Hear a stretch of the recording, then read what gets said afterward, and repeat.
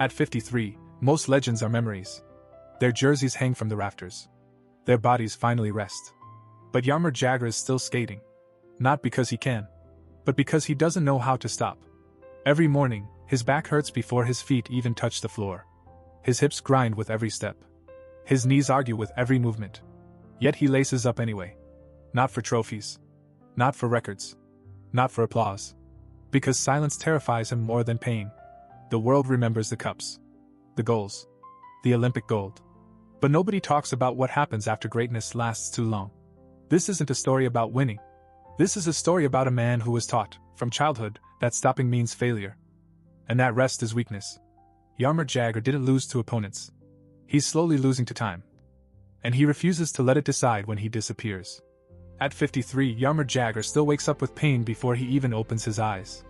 Not the kind of pain that comes from one bad hit or one unlucky fall. This pain is older than most of the players skating beside him. It lives in his back, his hips, his knees. It waits for him every morning like something patient. Something that knows he will come back anyway. He doesn't stretch thinking about winning. He stretches hoping his body will allow him to stand today.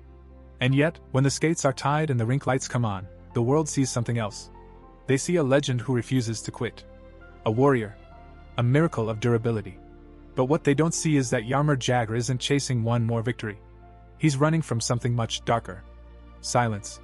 Because when the blades stop cutting the ice, there will be nothing left to drown out the noise inside his head. No schedule. No pain with a purpose. No excuse to keep hurting. People love to list what he achieved. 2 Stanley Cups. 5 Art Ross trophies. MVP of the league. Olympic gold in Nagano. More than 1,900 NHL points. Second only to Wayne Gretzky. On paper, this is where stories end. This is where the legend smiles, waves, and disappears into a peaceful retirement. But Jaromír Jágr is still here. Not because he wants more history, but because history never taught him how to stop. That lesson began long before the NHL. Long before fame. Long before the world knew his name. He was born in communist Czechoslovakia, in a place where discipline mattered more than feelings, and endurance mattered more than happiness. In that system, children weren't encouraged to ask what they wanted. They were taught what was expected. And in his home, that message was even colder. His father wasn't cruel. He didn't shout. He didn't hit. But he was distant in a way that cuts deeper than anger. There were no hugs after practice. No gentle words when the body hurt. No one saying, "You've done enough." Silence was the reward. And silence was also the punishment. Jaromír learned very early that love didn't come for free. It had to be earned through performance. Through effort. Through endurance. Rest was not recovery. Rest was weakness. If he was tired, he pushed harder. If he was hurt, he stayed quiet. If he failed, the silence grew heavier. Slowly, a dangerous idea formed in his mind. Pain is normal. Stopping is wrong. While other children learned where their limits were, Jaromír learned to ignore them. While others were protected, he was hardened. His body became a tool. His emotions became unnecessary weight. Hockey wasn't joy. It was duty.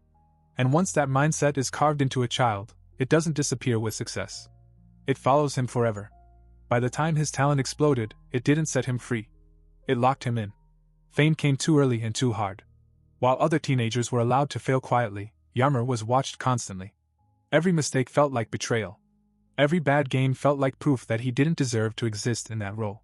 He never had the luxury of getting lost. Icons aren't allowed to disappear. Icons aren't allowed to doubt. So he learned to control everything. His face. His voice. His pain. Because showing weakness didn't bring comfort. It brought disappointment. By the time he stepped into the NHL, he was already trained for suffering. And the NHL of the early 1990s was not a place that rewarded sensitivity. It was violent. Unforgiving. If you could take hits, you stayed. If you couldn't, you vanished. No one asked how much it hurt. They only asked one thing.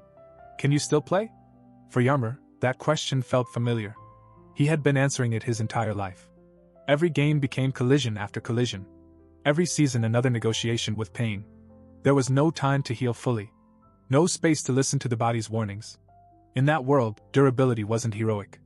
It was required. And Jaromír accepted that without resistance, because resistance had never been an option for him. Pain wasn't something to fight. It was something to live with. The injuries didn't arrive dramatically. They stacked quietly. A stiff back. Grinding hips. Knees that no longer trusted sudden movement. But because none of it forced him to stop immediately, he kept going. And then glory arrived. Stanley Cups. Awards. Records. The world celebrated. But inside him, nothing healed. Winning didn't fill the emptiness he carried from childhood. It only made it louder. Because if even the highest peak didn't bring peace, then stopping would mean facing that emptiness with no distractions left. So he kept playing. And that decision, to keep going even after achieving everything, is where this story truly becomes dangerous. Because from here on, every season isn't about greatness anymore. It's about survival. And the scariest part? He doesn't know who he is without the pain. By the time Jaromír Jágr realized how deep he was trapped, the door behind him was already closed. Success didn't arrive slowly, giving him time to breathe. It crashed into his life like a verdict.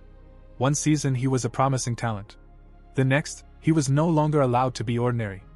Every eye followed him. Every shift carried weight. Every mistake felt public. He didn't get the freedom other young players had, the freedom to disappear for a while, to struggle, to question whether this life was even what they wanted. For him, questioning was dangerous. Because when you are labeled the future, doubt sounds like betrayal. He learned to survive by becoming smaller on the inside. Less emotional. Less expressive. More controlled. Hockey stopped being something he did. It became something he was. And once identity fuses with performance, failure stops being temporary. Failure feels like erasure. That's why when he finally won his first Stanley Cup, the moment didn't land the way people imagine. There was celebration. Noise. Champagne. But deep down, there was no release. No inner voice saying you're safe now. Instead, another voice took over. Now you have to do it again. The second cup came quickly. Then the scoring titles. Then the MVP. Art Ross after Art Ross. On the outside, it looked like domination. On the inside, it felt like running on a treadmill that never slowed down. Because every award raised the standard higher. Every trophy removed another excuse to rest. If you are the best, you don't get to be tired. If you are the face of the league, you don't get to break. And Jaromír didn't. He absorbed hits that shortened careers. He played through pain that would have sidelined others. He taped his body together and went back out because that's what was expected. And expectations are heavier than injuries. At 53, Jaromír Jágr no longer wakes up thinking about winning. He wakes up listening. Listening to his back before he sits up. Listening to his knees before he stands. Listening to his body like someone negotiating with an enemy that already knows all his weaknesses. Training is no longer about strength. It's about survival. Some days, he doesn't know if his body will allow him to finish what his mind insists on starting. But he goes anyway. Because staying home feels worse. People think he keeps playing because he still loves the game. That's only half the truth. The other half is darker. Hockey gives his pain meaning. Without it, the pain would still be there. But pointless. And pointless pain is terrifying. There is no retirement plan waiting for him. No clear moment circled in red on a calendar. Because to plan an ending, he would first have to imagine a life without the rink. A life without a reason to hurt. When the skates finally come off, the noise will die. No locker room voices. No sticks hitting the floor. No structure to hold the days together. Just long mornings. A quiet house. And a body that still aches, even though no one is watching anymore. That's the part no one prepares legends for. The world believes stopping brings peace. But for someone raised to believe rest is weakness, stopping feels like collapse. One day, the question, "When will you stop?" will disappear. Not because he answered it, but because people moved on. There won't be a dramatic farewell.